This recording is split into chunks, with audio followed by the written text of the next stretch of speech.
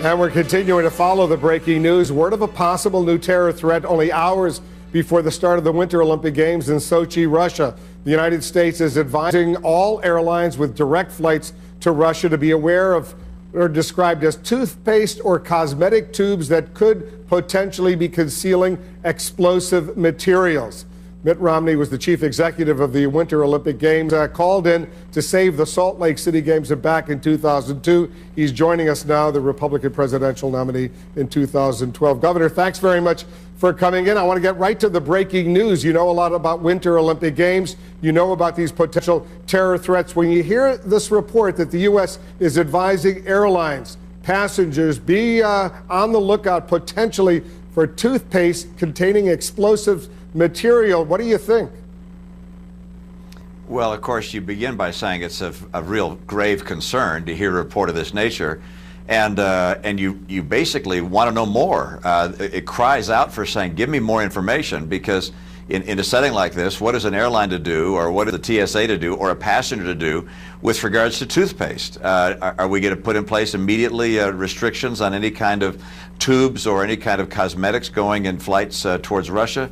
But as individuals, as airlines, people are concerned, given the specificity of the nature of this threat and the fact that there's almost nothing they can do to prevent something of this nature from perhaps being put onto an aircraft. So it's a great concern, and we're asking for a lot more information.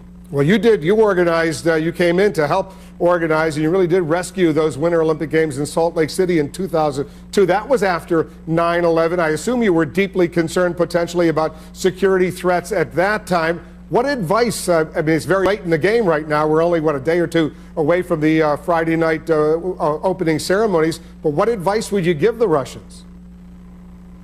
Well, I think we can see right now that the key to any kind of security for a major event like an Olympics is intelligence work.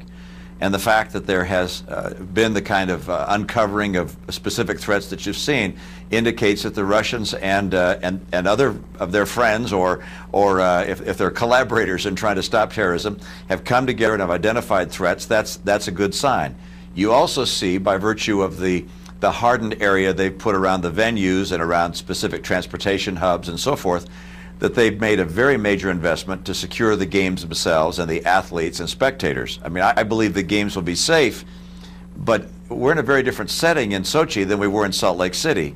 Sochi is a very dangerous neighborhood, and there are people who have relatively easy access to a place like Sochi that didn't have easy access to a place like Salt Lake. And so what we did, it was extraordinarily intensively focused on intelligence work to see who was coming into the city, where they were, who might represent a threat.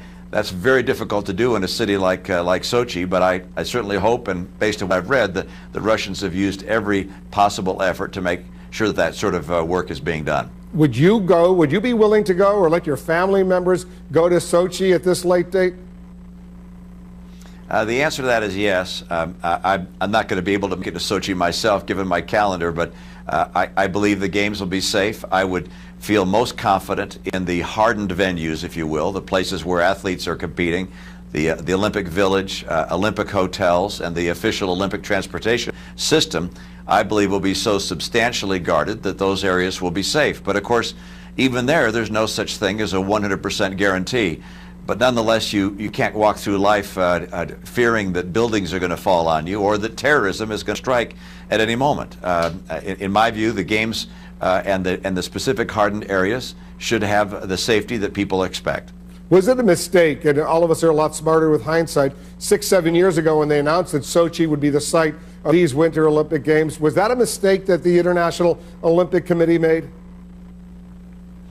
Well, I think the International Olympic Committee is going to have to weigh where the games are, what kind of threats might be in the neighborhood, the capacity of a nation financially to support the games.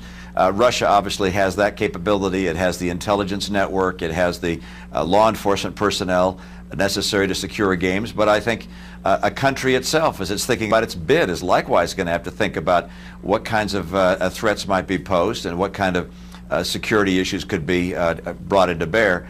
I guess I'm really disturbed that an event which is a global event, which is for young people, athletes who've trained for years and years and years, that could become the target of terrorist effort.